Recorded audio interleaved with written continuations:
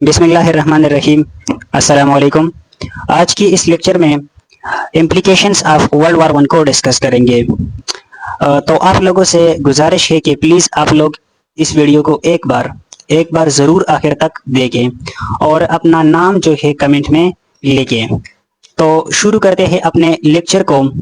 World war one जो कि 28 जुलाई 1914 को शुरू हुआ और 11 नवंबर 1918 को ये ख़त्म हुआ। शुरू जो है 1914 में हुआ था और ख़त्म जो है 1918 में हुआ। ये जो जंग था, तो इस जंग की वजह से जो है बहुत बड़ी लेवल पर डिस्ट्रक्शन हुई। इसी वजह से इस जंग को पहली जंग अज़ीम कहा जाता है, क्योंकि इस जंग ही की वजह से जो है पूरा जो यूरोप था तो उसने अपनी लपेट में ले लिया।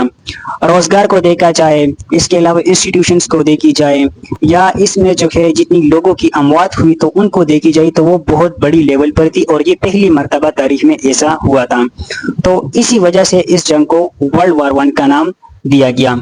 तो इस लेक्चर में इसकी इम्प्लीकेशंस को डिस्कस करेंगे, उससे हमें अंदाज़ा हो जाएगा कि ये जो जंग था तो ये कितनी बड़ी लेवल पर था और इसकी जो इम्प्लीकेशंस थी तो वो क्या थी। तो पहला नंबर पर है वो है मास डिस्ट्रक्शन।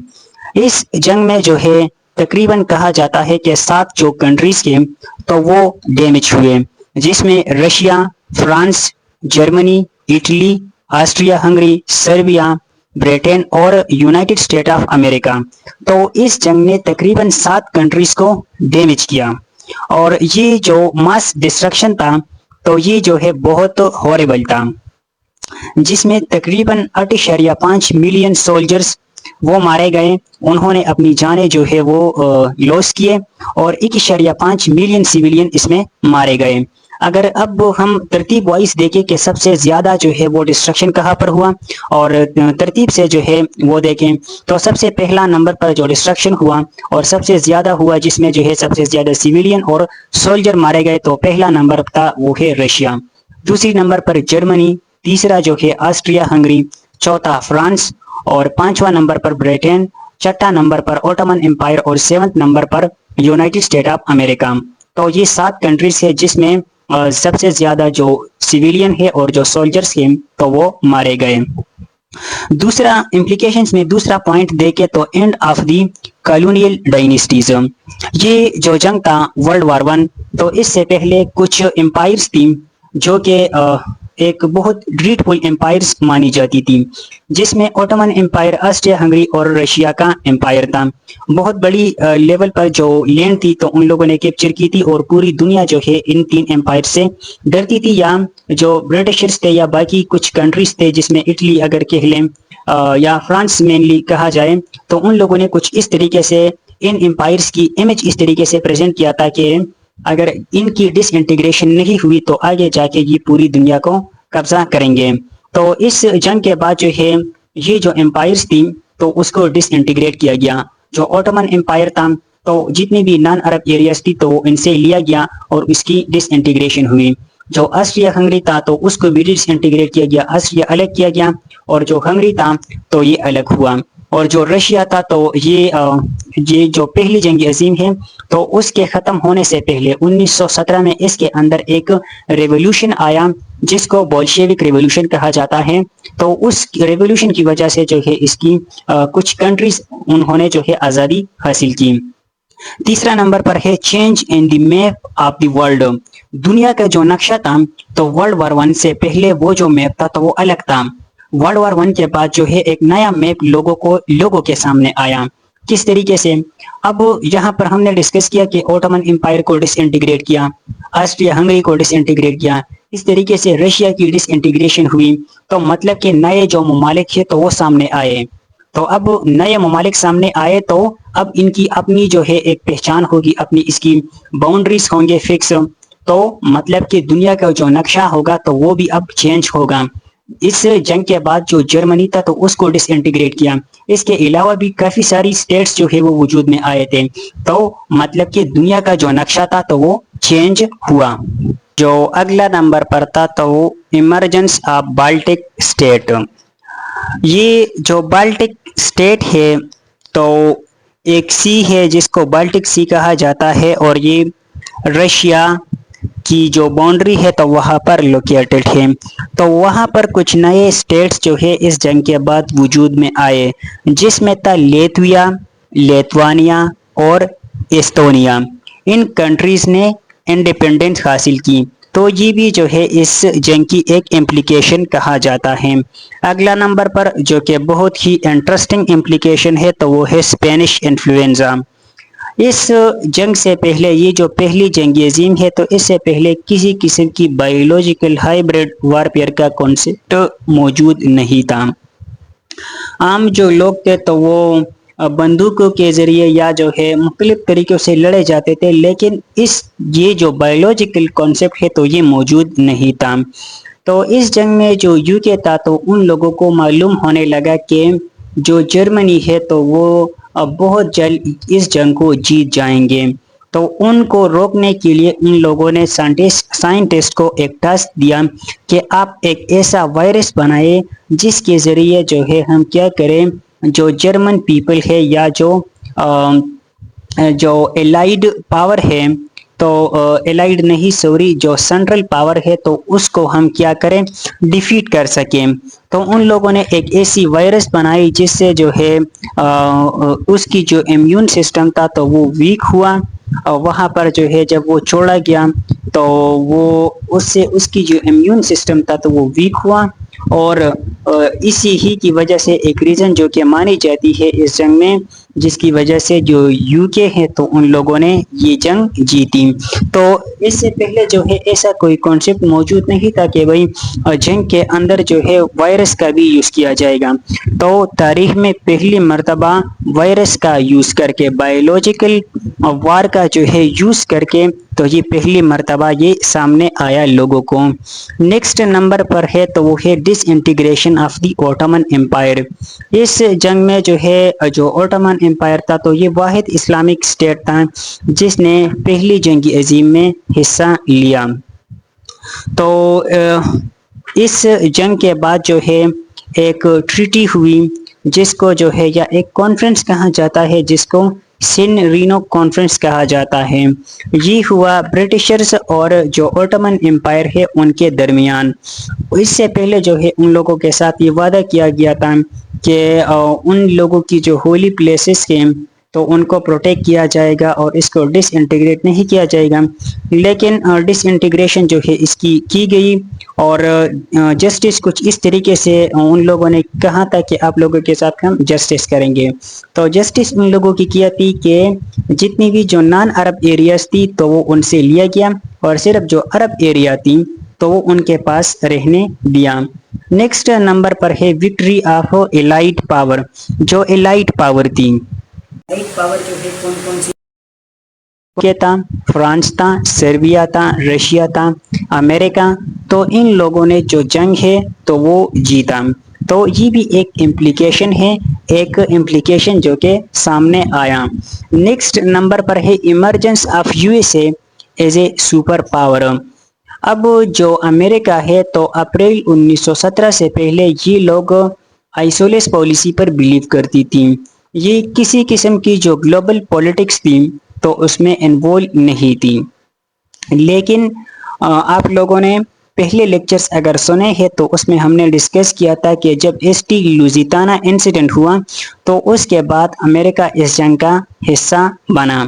اور آگے جا کے جو ہے پھر ہم دیکھتے ہیں کہ یہ جنگ یہ جو گروپ ہے جو کہ الائٹ پاور ہے جس میں امریکہ بھی تھی تو یہ جنگ جیت جاتی ہے. تو امریکہ جو ہے ایک ایز اے سپر پاور کے طور پر وہ ابھرتا ہے اس جنگ کے بعد. نیکسٹ ہے وار بوٹی یا جس کو جو ہے وار ریپریشن بھی کہا جاتا ہے. مطلب کہ ان لوگوں سے جو ہے وہ ممالک جن لوگوں نے جنگ ہاری تھی، وہ ممالک جن کو جو ہے شکست ہوئی تھی تو ان لوگوں سے جو ہے اب یہ کیا کریں گے، پیسے لیں گے. تو اس جنگ سے پہلے ایسا کوئی کانسیپٹ موجود نہیں تھا کہ جو جنگ جیتے گا تو وہ پیسے دیں گے. لیکن ورلڈ وار 1 کے بعد ایسا ہی ہوا. دنیا کو دوبارہ سے جو ہے ریہیبلیٹ کرنے کے لیے اور دوبارہ دنیا کو جو ہے کیا کرنے کے لیے، بنانے کے لیے، یا لوگوں کے جو ہے اتنی بڑی لیول پر جو ڈسٹرکشن ہوا تھا تو اس کو کم کرنے کے لیے، لوگوں کی مدد کے لیے وہ ممالک جو کہ ہار گئے تھے، جس میں مینلی جو ہے جرمنی تھا یا اوٹومن امپائر تھا، آسٹریا ہنگری اس میں تھا، تو ان سے جو ہے وار بوٹی جو ہے وہ لیا گیا۔ تو اس کے ریزلٹ میں جو ہے دو کمیٹیز بنائے گئے، امریکہ نے یہ بنائے۔ پہلی نمبر پر جو کمیٹی تھی تو اس کو ینگ پلان کمیٹی کہا جاتا ہے، اور دوسرا نمبر پر تھا تو وہ تھا دیوس پلان کمیٹی۔ یہ جو پہلی کمیٹی تھی تو اس کو یو ایس ہیڈ کر رہا تھا، اور جو دوسری کمیٹی تھی تو اس کو یو کے ہیڈ کر رہا تھا، اور ان لوگوں نے جو ہے کیا کرنا تھا، یہ جو ممالک ہے تو ان سے پیسے لینے تھے۔ تو یہ بھی ایک امپلیکیشن تھا جو کہ نیا تھا، یہ کانسیپٹ پہلے موجود نہیں تھا۔ آگے ڈسکس کریں گے، لیکن آپ لوگوں سے گزارش ہے کہ پلیز اگر آپ لوگوں کو یہ ویڈیو اچھی لگ رہی ہے تو ضرور جو ہے آپ لوگوں نے سبسکرائب کرنا ہے اور اپنے دوستوں کے ساتھ شیئر بھی کرنا ہے۔ آگے ڈسکس کرتے ہیں اس کی امپلیکیشنز کو۔ تو اگلا نمبر پر ہے ان امپلائمنٹ اینڈ فیمائن۔ اس جنگ کی وجہ سے جو ہے صرف جو سینٹرل پاور تھی تو وہاں پر نہیں، بلکہ جو الائٹ پاور تھی تو وہاں پر بھی بہت بڑی لیول پر ان امپلائمنٹ اور فیمائن سامنے آیا، کیونکہ اس جنگ کی وجہ سے 90% جو انسٹیٹیوشنز تھے تو وہ بند ہو گئے تھے، اور تمام جو لوگ تھے تو اب انسٹیٹیوشنز بند ہو گئے، تو اس کے اندر جتنی بھی لوگ تھے جو کہ یہاں پر کام کرتے تھے تو وہ تمام لوگ جو ہے وہ بے روزگار ہوئے۔ ایک اندازے کے مطابق جو ہے وہ کہا جاتا ہے کہ 50 ملین جو لوگ تھے تو اس جنگ کے بعد جو ہے وہ بے روزگار ہوئے تھے۔ تو مطلب کہ اتنی بڑی لیول پر جو ہے بے روزگاری یا ان امپلائمنٹ سامنے آیا تھا ایز اے ریزلٹ جو ہے ورلڈ وار 1 کے بعد۔ اور فیمائن کچھ اس طریقے سے کہ اس جنگ میں جو ہے صرف لوگ جو ہے وہ یا جو بلڈنگز تھے تو وہ تباہ نہیں ہوئے تھے، بلکہ جو ایگریکلچر جو سیکٹر تھا تو وہ بھی اس سے بہت بڑی لیول پر جو ہے وہ ہٹ ہوا تھا، سینٹرل پاورز میں بھی اور جو الائٹ پاور تھی تو وہاں پر بھی۔ تو اس کی وجہ سے جو پورا گلوبل ورلڈ ہے تو اس کو فیمائن کا سامنا جو ہے کرنا پڑا، تو یہ بھی ایک امپلیکیشن تھی۔ نیکسٹ نمبر پر ہے decline of the European prestige. جو یورپ تھا، مینلی جو یو کے تھا، تو ان کو کیا تھا، اپنے آپ پر بڑا غرور تھا، کیونکہ بہت ساری جو ٹیریٹریز تھی، کہا جاتا ہے کہ تقریباً 70 to 75% جو گلوبل ٹیریٹریز تھی یا جو ریجنز تھی مختلف کانٹیننٹس میں تو وہ یورپ کے کنٹرول میں تھے۔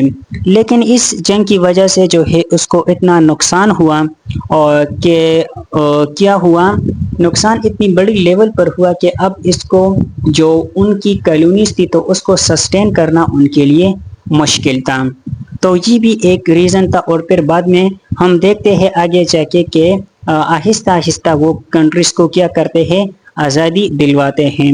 تو ہمارا یہ جو پاکستان ہے جس کو آزادی ملی، تو اس میں بھی جو ورلڈ وار 2 ہے تو اس کا بہت ہی امپورٹنٹ رول ہے، کیونکہ ورلڈ وار کے بعد یہ جو ہے کیا ہوا تھا، سسٹم تھا تو وہ مکمل طور پر کولیپس کر گیا تھا، تو ان کے لیے اب اس کو سسٹین کرنا مشکل تھا۔ تو اسی طریقے سے تمام جو کنٹریز تھی تو ان کو ان لوگوں نے آزادی دی۔ ایک نیا چیز جو ہے، ایک نئے امپلیکیشن سامنے آئی تو وہ تھا rise of women workforce. اس سے پہلے یہ کانسیپٹ موجود تھا لیکن اتنا پاپولر جو ہے نہیں تھا۔ اس میں ہم نے ڈسکس کیا کہ تقریباً 10 ملین جو پیپل تھے تو وہ مارے گئے، 20 ملین پیپل جو ہے اس میں کیا ہوئے، وہ اب نارمل ہوئے۔ اب سولجرز بھی مارے گئے بڑی لیول پر، لوگ جو عام سیویلین ہے وہ بھی مارے گئے، اور اگر کچھ اس میں رہ گئے تو اس میں زیادہ تر جو ہے وہ کیا تھے، وہ اب نارمل تھے، انسٹیٹیوشنز بھی بند ہوئے تھے۔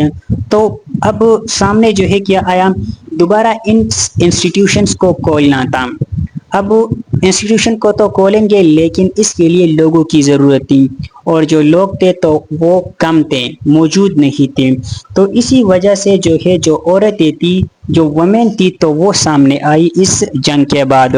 اس جنگ سے پہلے جو ہے وومن کی جو ریشو تھی جو کہ شاپس میں، ایجوکیشن میں یا مختلف انسٹیٹیوشنز میں کام کرتے تھے تو وہ صرف 5% تھی، لیکن اس جنگ کے بعد یہ جو ہے 25 سے 35% تک یہ انکریز اس میں آیا.